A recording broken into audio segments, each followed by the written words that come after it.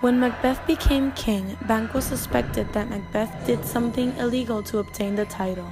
He thinks this because the first part of the witch's fallacy, which was Macbeth becoming king, came true. Macbeth hires 3 assassins to take care of Banquo and his son Fleance. He wants to kill Fleance so that the witch's fallacy, that he would become king eventually, doesn't come true. Lady Macbeth becomes worried about her husband. She tells him what's done is done, but he continues to be worried and feels very guilty for killing King Duncan. Macbeth starts acting all on his own and leaves his wife out of his plans. The night before the dinner, Macbeth and Lady Macbeth were hosting. Banquo and his son Fleance were walking down in the forest. While walking, they were surprised by the 3 murderers Macbeth had hired. They killed Banquo, but they couldn't kill Fleance, and he managed to escape. At the banquet, one of the murderers tells Macbeth that Banquo is dead, but that his son Fleance managed to escape. This means the witch's prophecy could still become true. At the banquet, Macbeth begins to see Banquo's ghost at the holy dinner, and he starts to freak out and talk to him, really weirding out his guests. Lady Macbeth notices and decides to take action.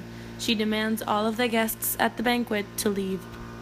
On the heath, the witches meet Hecate, Queen of Witches, who chastises them for meddling in Macbeth's affairs without involving her or showing him any fancy magic spectacles.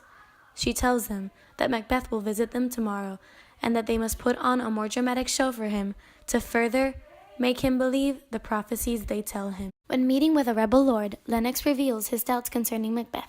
His argument is that those who might be immediately suspected of murdering the Kingsmen are less likely to have done so than Macbeth, who had killed the guards of Duncan's chamber so hastily.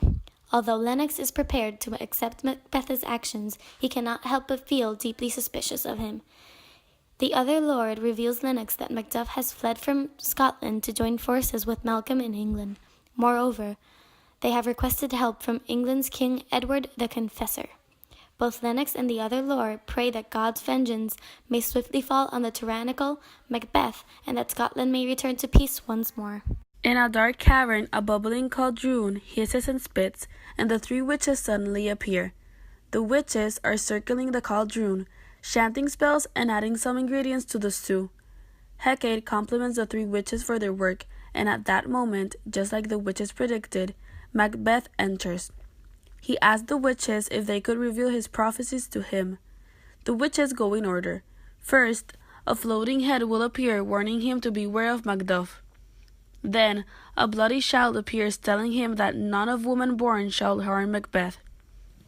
Right after, a crowned child, holding a tree, tells him that he will be safe until Burnham Woods move to Dunsen Hill. Lastly, 8 crowned kings walk by, and the last is carrying a mirror. After telling him his prophecies, the witches disappear and Lennox enters, telling Macbeth that Macduff has fled to England. At that moment, Macbeth sends murderers to kill Macduff's wife and children. At Macduff's castle, Lady Macduff accosts Ross, demanding to know why her husband has fled. As this happens, Ross tells her to trust her husband's judgment, and then goes away. Once he is gone, Lady Macduff tells her son that his father is dead, but he refuses to believe this. Suddenly, a messenger enters, warning Lady Macduff that she is in great danger and should flee. At this moment, a group of murderers enters, and one stabs Macduff's son. Lady Macduff turns around and runs, but is followed by the murderers. Outside King Edward's palace, Malcolm is speaking with Macduff, telling him that he does not trust him since he left his family in Scotland and may be secretly working for Macbeth.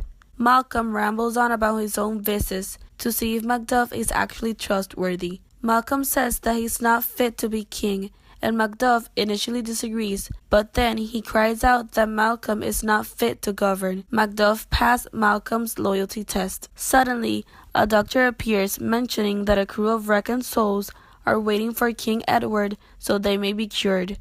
As the doctor leaves, Malcolm explains to Macduff that King Edward has some miraculous power to cure diseases. Just arriving from Scotland, Ross enters and tells Macduff that his wife and children are doing well. He urges Malcolm to return to his country, as Scotland is in horrible conditions since Macbeth took the crown. Malchus says he will return. Right after, Ross breaks down, confessing to Macduff that Macbeth murdered his wife and children. Obviously, Macduff is crushed with grief, but he assures everyone that he will inflict great revenge upon Macbeth.